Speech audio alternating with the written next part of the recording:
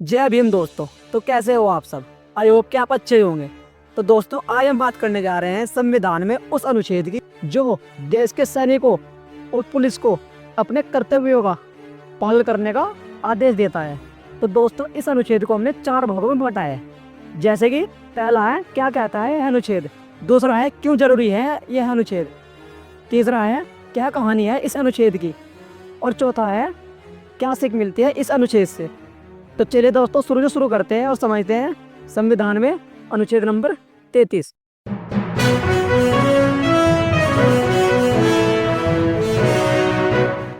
तो दोस्तों, भाग 1 से शुरू करेंगे।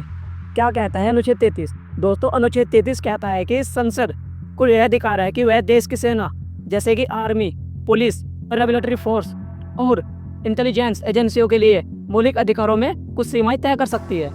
मतलब जहां एक आम नागरिक को पूरी आज़ादी है, वहीं सैनिकों और सुरक्षा बलों के लिए अधिकारों में देश की सुरक्षा और अनुशासन बनाए रखने के लिए थोड़ी सी रोकथाम लगाई जा सकती है।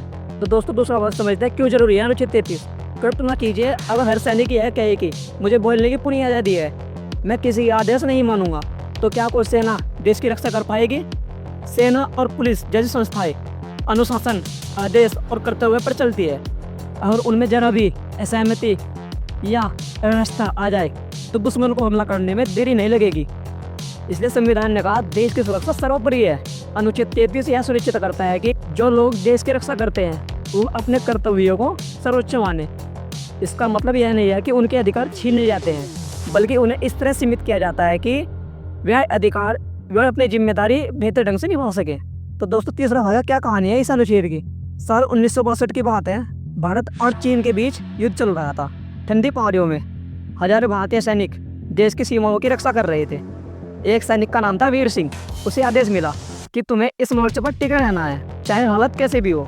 उनके कुछ साथी बोले, यह तो मोहित का रास्ता है, हमें भी बोलने की आज़ादी चाहिए। फिर वीर सिंह जी ने शांत होकर कहा, हम सैनिक हैं और हमारी आज़ादी देश की सीमाओं तक सीमित है।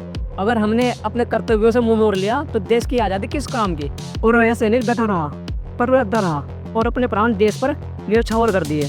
उसके बाद सेना ने उसे मरणोपरांत वीरता पुरस्कार दिया। जहां आम नागरिकों के लिए आज़ादी है, वहीं सैनिकों के लिए कर्तव्य ही सबसे बड़ा अधिकार है। तो दोस्तों, भाग नंबर 4 समझते हैं क्या सीख मिलती है अनुच्छेद 33 से। तो दोस्तों, अनुच्छेद 33 हमें यह सिखाता है कि आज़ादी और अनुशासन का संतुलन ही असली ताकत है। हर नागरिक को आज़ादी चाहिए, पर जो देश की रक्षा करते हैं उनके लिए कर्तव्य ही सबसे बड़ा धर्म है। यह अनुच्छेद हमें यह भी सिखाता है कि देश की आज़ादी की कीमत उन लोगों ने चुकाई है जिन्होंने अपने अधिकार नहीं बल्कि अपना जीवन देश को समर्पित किया। वो नहीं पूछते कि उन्हें क्या मिला, वो बस निभाते हैं अपने कर्तव्य, क्योंकि उनके लिए संविधान का मतलब देश पहले बाकी सब बाद में। यह अनुच्छेद यह सुनिश्चित करता है कि सेना, पुलिस, BSF, CRPF, NSG या किसी भी सुरक्षा बल में आदेशी कानून है। उनके लिए कुछ अधिकारों में सीमाएं लगाना किसी दंड की तरह नहीं बल्कि राष्ट्रीय सुरक्षा की आवश्यकता है। उदाहरण के रूप से समझिए, जैसे कि आम इंसान सरकार पर बोल सकता है, प्रदर्शन कर सकता है, संगठन बना सकता है, लेकिन सैनिक आदेश का पालन करेगा। सरकारी अधिकारी पर कुछ बोल नहीं सकता, किसी आंदोलन का हिस्सा नहीं बनेगा, क्योंकि अगर सैनिकों ने आंदोलन शुरू कर दिया तो देश का अनुशासन टूट जाएगा। तो दोस्तों, आता अनुच्छेद 33, जिस अनुच्छेद में सैनिकों को अपने कर्तव्य निभाने का पालन करने का अधिकार दिया गया है। वीडियो को ज़्यादा से ज़्यादा शेयर कीजिए और हमारे चैनल को सब्सक्राइब कर लीजिए, ताकि हमें मोटिवेशन मिलते रहे और हमें ऐसे ही आपके लिए वीडियो लाते रहे। जय हिंद, जय संविधान।